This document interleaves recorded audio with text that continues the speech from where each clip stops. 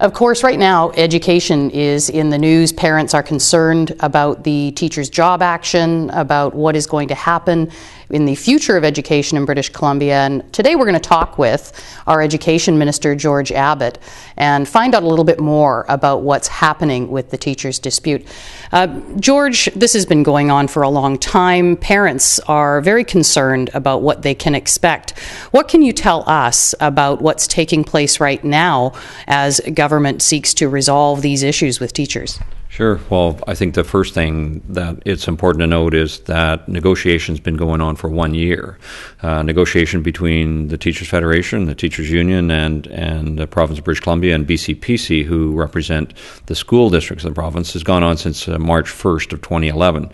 And those discussions have been of a pretty unproductive and generally unconstructive nature. There were very few. I think there was 6 out of 1,109 issues resolved over a year of face-to-face bargaining. So that was a problem. I think the Phase 1 job action of the TF has been a problem. We've seen over 6 months refusal to participate in report cards, which remain the most important way that teachers communicate with parents. We've also seen a refusal to participate in collaborative meetings over that same period since September 6, 2011, when schools resumed. So that, I think, is having an impact on students, particularly vulnerable students, particularly kids on the bubble who may be, at risk of failing. The report cards and the collaborative meetings are the way in which the system responds to a kid who's in some jeopardy of losing either a course or a year. And so I wasn't prepared to let that go on any longer, nor was the government. So we've introduced Bill 22, which does a couple of important things. One is brings an end to that job action, at least once it's passed, and also provides our response to a BC Supreme Court decision of April 13th, 2011, that struck down some sections of Bills 27 and 28 of 2002. And George, we've seen teachers express great concern about what's in the legislation, the back to work legislation. There have been many, many comments made about it, some of which seem to be accurate, some of which aren't. What would you say to teachers who are concerned about what they've heard is in this legislation, concern about their contract stripping, concern about losing supports for students? What would you say to teachers who are concerned and sometimes frightened about those prospects? Well, I'm not surprised that some teachers are concerned and frightened about the bill, given that the information they're receiving from their union leadership has been, I think, often of an entirely misleading character.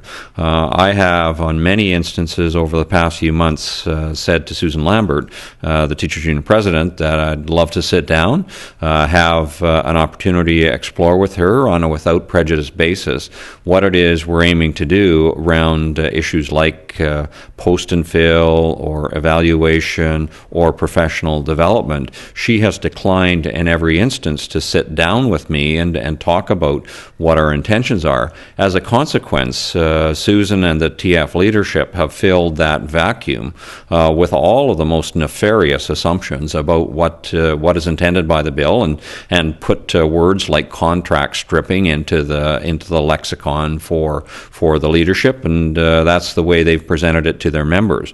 So, I do hope that teachers will have an opportunity to talk with me about this. We're trying to set up some opportunities, whether it's telephone town hall or Twitter chats. We've had one of those. We want to do another one. These are important ways that we can get the other side of the story out, because Bill 22 puts in place a cooling off period, and that's not at all unusual in these kind of disputes. It puts in place a mediator, and again, that's not at all unusual in these kinds of disputes.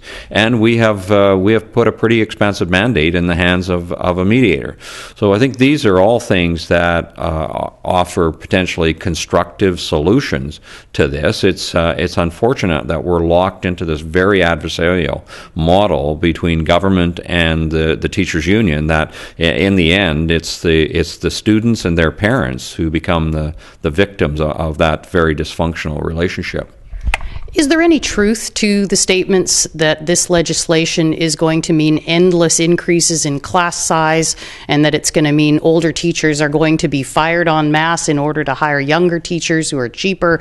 Is there any truth to those kinds of accusations? There's absolutely no truth to those kind of accusations in terms of the latter issue around older teachers. I mean, that's simply untrue, the suggestion that somehow we're attempting to displace them. Seniority should continue to be an important factor in terms of hiring for positions. That having been said, I think in every instance there needs to be a constructive balance between ability to teach a course and the seniority that any teacher brings to the classroom. So there's a number of districts that already have struck a very effective balance in their collective agreements in this area.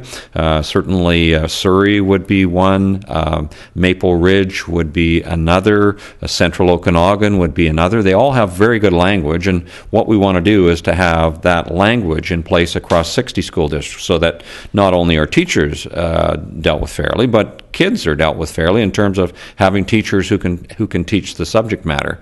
I'm a political science teacher and have been for a number of years.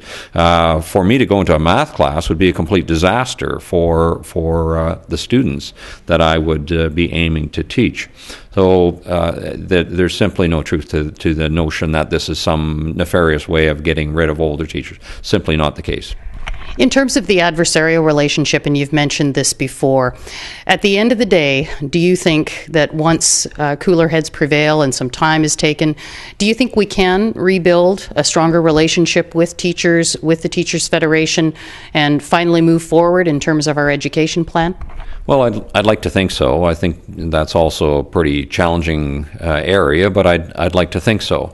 Prior to September 6th and the job action by the teachers' union, I thought I'd built what was a fairly cordial relationship with the leadership at the TF.